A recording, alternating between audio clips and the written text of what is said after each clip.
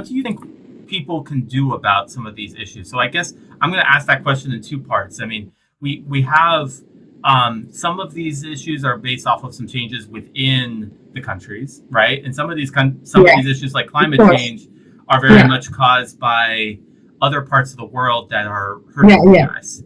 So I guess maybe it makes the most sense to kind of split that and say, in your experience, maybe within Pacific Island countries, what can people do to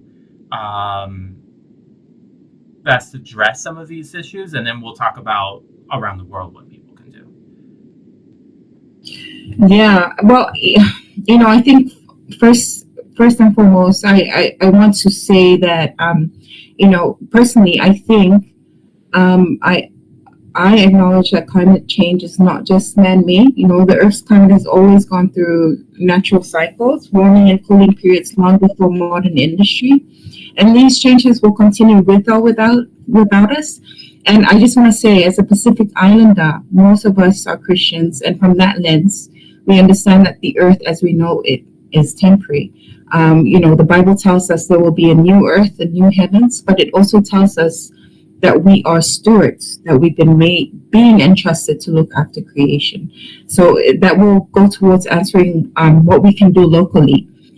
Because while we may not be able to stop the broader natural processes, we still have a responsibility to care for the earth, to protect our people, and to act with wisdom and compassion. So I think when it comes down to it, it's all about balance. Yes, some of this is natural and beyond our control, but that doesn't mean we sit back. We're still called to be good stewards, whether you're coming from a faith perspective or not. That means for us locally is taking care of our ecosystems, using resources wisely, planning ahead, and making sure our communities are equipped to deal with change, especially those who are vulnerable. So for some examples of our work that we're doing locally, community-based resource management works really well with our traditional village governance. When our village governance is strong, community-based resource management works really well. So, for example, in my village, we have one of the biggest mangrove stands around the urban area here in Apia. And so our village council, develops bylaws that protects the mangroves from damage from people throwing rubbish in it or cutting the mangroves or reclaiming over it. So that is in place. If anybody breaks that law, that village law, they will be, they'll be fined. I've also seen some youth and women's groups out in the villages. They lead waste management programs like composting and waste separation initiatives, and that really works as well because, as you know, waste management is a big challenge for us here in the Pacific. So that works very well for us. But where it fails is when solutions are imposed on us from a sort of like a top-down approach, where communities are not involved, and where projects are delivered, but they don't have a sustainable plan for it to continue. Yeah, this makes total sense. But what you said makes total sense. And with the final part, I think it's very. I mean, it seems like communities are necessary both for buy-in, but also, like I've seen in other parts of the world, I'm going to give an example, many development projects that are basically created from afar. Maybe they're funded by some other country that's a continent away. This can be the United States, this can be China. These are the most two common funders. And maybe they do something, you have like projects like dams that displace communities that can have huge ecological effects. But often if they might build it, they come there for a year or two, they spend a couple $1,000,000, they build it, Yeah. and then in effect they leave. And if you leave, like they while they built it, they might have a plan in place for how to keep things sustainable, but what's necessary then after they leave is not something that that community can sustain. And so then Yeah. suddenly the place Exactly. becomes a type of a burden to the environment, and to Yeah. the community. Yeah, what are your thoughts? Are there any parallels in the Pacific to this, or this is definitely something I've seen that I was thinking about with what you were saying?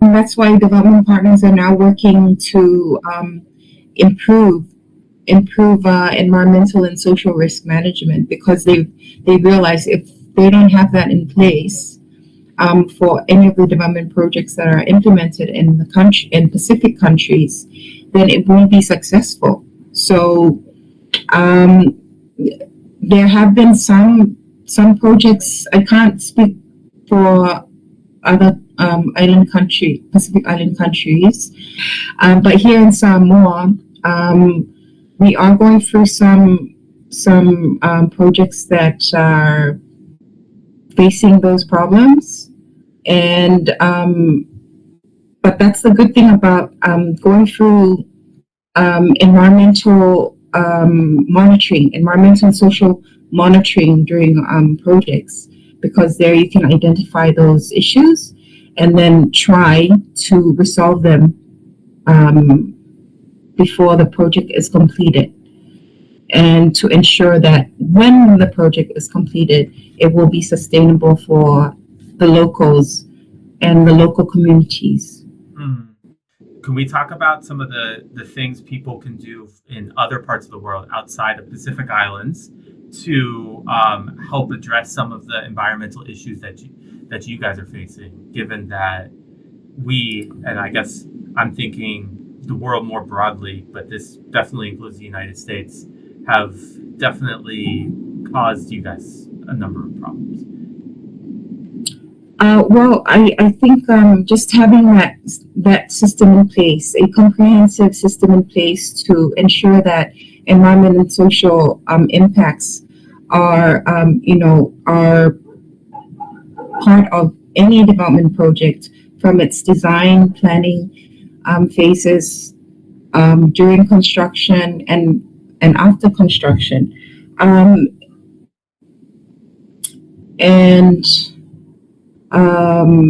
just ensuring that there is monitoring in place and enforcement of compliance, because a lot of contractors that are actually doing the work is not complying.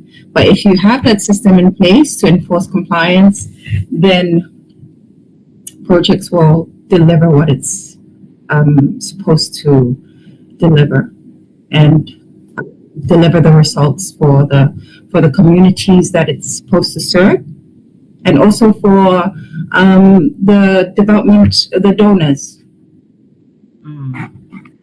Yeah, this makes total sense. I've seen a lot of compliance issues in the environmental space around, like, I think one common theme I'll see in some environmental discussions are a tale of, we had great intentions and then we never did the things we said we would, and it becomes more of the implementation, because it can be very easy to say you're doing certain things. Yeah, but when there is no monitoring and enforcement, then they can do whatever they they want. Yeah. Is it common, or is it? I'm assuming it happens, or that there are kind of foreign contractors that will come in and they'll stipulate that they'll follow certain parameters, and when they actually go to the island or to the nation question, they don't do anything at all. Yes, it's common. It's common. Wow. Okay. And that's why we're trying to improve the system to make sure that contractors comply. What do you do when this happens, when they're not compliant? Like, how how do you get them to comply, or what do you do about it? Is there something that the things you found that help? Yeah, well, what we do is we make sure that environmental and social considerations are included in contracts, and from there, contracts are managed to ensure that they follow their contracts. And if there is a breach in contract, then there will be penalties. Okay, so But it's just a matter. But it's just a matter of monitoring it and enforcing. That is a challenge okay. in the Pacific. In what We just way? need to strengthen that. In what way? Staff having personnel to do the monitoring and compliance enforcement. Having the having equipments to monitor activities, construction activities, to ensure that standards are being met. Having in place health and safety policies, health and safety inspectors. Yeah, I mean, all of this makes total sense. I bet it's super important to get it into the contract what the punishments would be for not complying. But at the same time, it seems like it becomes a type of proof game where you guys have to prove they're not complying. And Yes. through that, you need all these different people on the ground and Yes. different ways of measuring it. And I bet that's much easier said than done, especially if you guys are kind of short-staffed or under-resourced. Yes, very much in the Pacific, very much. There's a lack of staffing and personnel to do the work that is required for environmental and social risk management. Mm-hmm. And so the things that we're trying to encourage governments that this is a priority and must be strengthened.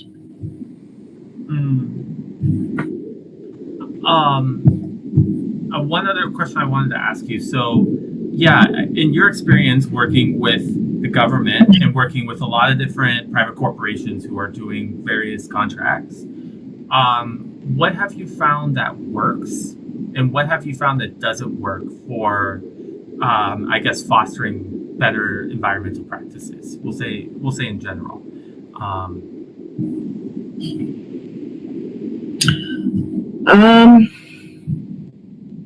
I find that what works is having contract supervisors on behalf of government to fill in that gap, because usually there is not enough staff to do supervision. And so, but then again, it requires funding. But it's something that's worked where governments have set aside budget for having supervisors in place, because then they are the ones who can monitor contracts and ensure that there's no breaches in contract, including aspects of environmental and social and health safety. So that is very effective. But what is not working well is, and something that we have identified now and trying to improve, is the monitoring and compliance and enforcement of compliance, which we have already talked about. And that is something that we're now working with government to build capacity within the government agencies who do this job, who are responsible for environmental and social management, so that future developments are can be successfully implemented in the Pacific. Mm, mm.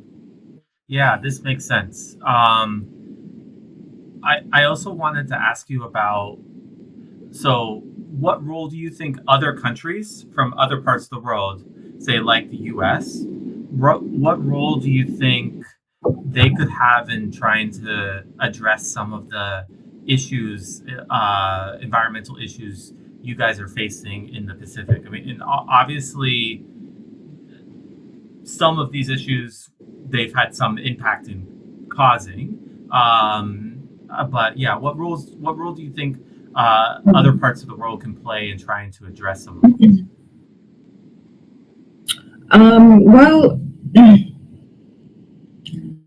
I think support in the form of technology and capacity building would be very helpful for us. I think those are the sort of assistance that we need to just to build up our capacity in the islands, and ensuring that we are self-sustaining, and that we don't have to depend on on other countries for funding. But if we build up our own capacity and find ways to improve our systems, I am very confident that we can do it. Yeah. That makes sense. It seems like if you guys have the technology, the necessary technology, because I bet in the environmental space, a lot of this technology can be very, well, technical, and it can be very Yes. intricate and specific and Yes. complex. Yes. We need a lot of that help to gather, environmental data, scientific data, to help provide that baseline to conduct comprehensive assessments of environmental and social impacts. Right now, we don't have we don't have technology to do that, and we need that assistance. And it will be very helpful for us. And tell me if this part's wrong, but it seems like it would be, you have that, there's a saying in the US, which is if you fish for somebody, they have food to eat for a day. If you teach a man to fish, they can fish for a lifetime. Exactly. They constantly give you this technology, then you're dependent on them. But if you have access to it, you can start doing it on your own, on your own board. Yeah, definitely. Yeah. One other question I wanted to ask you, maybe on an individual level, somebody who wanted to learn more specifically about the environmental issues in the Pacific Island region, where can they go? What would be some of the best ways that people can learn about what's going on and kind of dig into some of the details there? Well, I've already mentioned the Secretary of the Pacific Region Environmental Program, SPRED. They have a website that has a lot of information on the environment for the Pacific Islands. Hey, this is Stephen, making a brief note, recording this after the fact. She was breaking up a little bit as she was giving the name of the organization. I included the website below, but I just wanted to say the name of it out loud for anyone interested in checking it out. It's sprep.org. All right, back to her. If you want to, research and also help in any way, their platform is very good for environmental information in the Pacific. But everyone can play a part. You can learn about the Pacific, our challenges and our strengths. All the information is available online. Even for Pacific Island governments, they have their own environmental websites that has all the information. that is needed. Um, and then you can, that shows our challenges and our strengths. So you can also support our local efforts, whether it's through advocacy, um, if you can donate to a local cause, we've got NGOs um, in place who do volunteer programs in communities.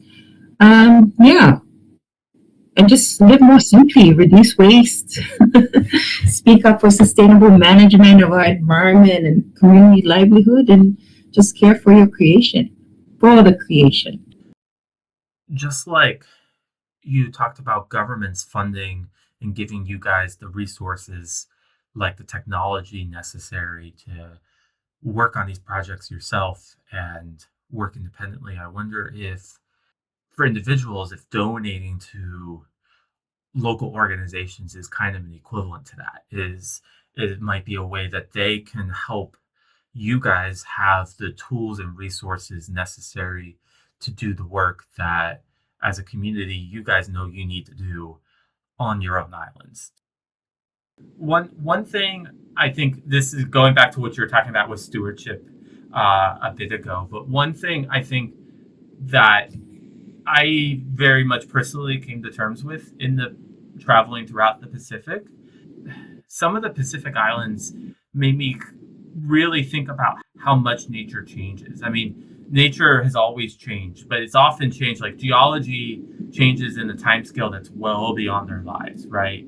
Mountain ranges, Yeah. they come and go in the span of millions of years, not our lifetimes. But in the Pacific, it's like some places, Samoa, Hawaii are two examples of this, that you have actively forming volcanoes, you have actively forming islands. It's like you experience, here's a new landscapes that are almost being shaped tomorrow. Like you might be there and something might happen, and now suddenly you have a new space that you didn't have before. And I think for me personally, it makes me think about how much we're in relationship with nature and how much we're both a part of nature, but nature isn't this like eternal thing that we're messing up. Nature is something that we're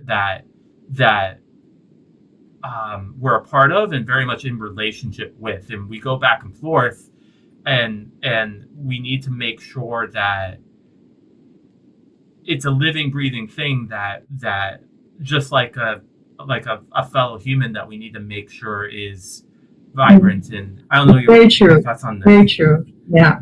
Why do you say that? Yeah. Yeah. Well, that's exactly what it is because our land, our culture is tied to our lands and how we care for it. And so um, it's different from the concept of ownership, um, and it's more about stewardship. That we don't own the land, but we are there to steward it for for future generations. And so when we do take care of it, that is what we're passing on to our children. And it comes in the form of, the way that we um, inherit chiefly titles, because our chiefly titles are also tied to the land. And so when we take care of the land, that title continues to be passed on from one generation to the next. I like that. It seems like that's part of it's part of your legacy. Yeah, and it shows when a family doesn't take care of their lands, like if it's neglected, they lose that stewardship of the land. And whoever is going to take care of the land, those people will then have the right to the title to continue, um, caring for the land and using it to be passed down their kids Mm, to use. mm. So it seems like taking care of the land is something that people as a family have to do to maintain their land, and to do that for the benefit of both their kids and the community overall. Exactly. So if they neglect their land, the community is going to come to them and say, what gives? We're going to give this to someone who can. Yeah. Maybe we need to do that around the world. I think there you go. That's a lesson that can be used all over the world. Yeah, I like that. I guess with that as our parting conclusion, I guess take care of the land, or we'll figure out a way to take it from you. Thanks for taking the time to talk now. Maybe a quick question: if there's anyone who wanted to learn specifically about the organization that you work for or the work that you do, where can they go? The Pacific Region Infrastructure Facility, they have a website. You just type the Pacific Regional Infrastructure Facility, and it will give all the information of the work that they're doing in the Pacific in the area of environment and social management. Okay, that's awesome. I'll try to include that in the description below. And thanks for taking the time today. Thank you for inviting me to be on your podcast, and all the best with your travels and the work that you're doing. Thank you for giving us a platform to talk about our Pacific islands and our and the challenges that we're going through, and also the hope of a brighter future. Mapitai lava.